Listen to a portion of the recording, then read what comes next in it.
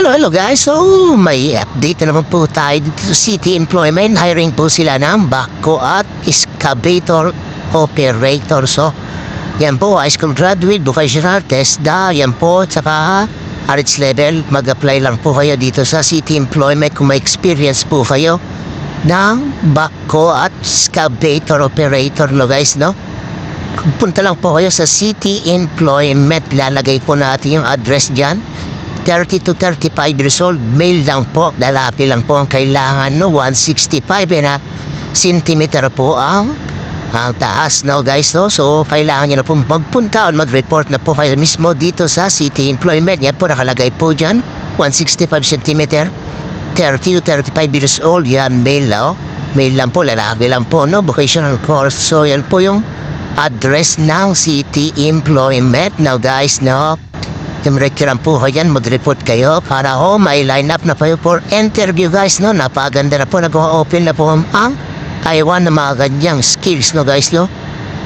Maganda po dyan kung may mga OT pa, no guys, no? Ayan po yung mga requirements ulit. Yan po, ilalagay po natin yung mga requirements na nakikita nyo po, no? Yan po.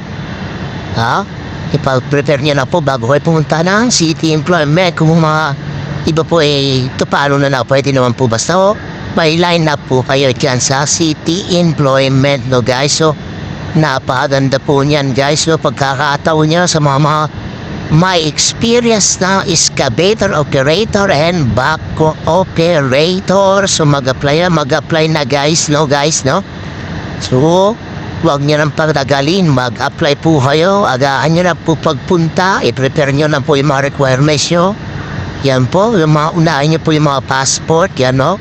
SSS, history, NBI, yan. Kung paano na lang po iba, yan po, pareta nyo lang po yung mga requirements nyo para i-line up po kayo for interview. Line up po is para prepare po sa employer po yun, no guys, no? Line up ang tawag po doon na pagka maganda yung mga requirements na dala nyo is i-line up na po kayo for interview. So guys, so mag-apply na guys. Salamat and God bless.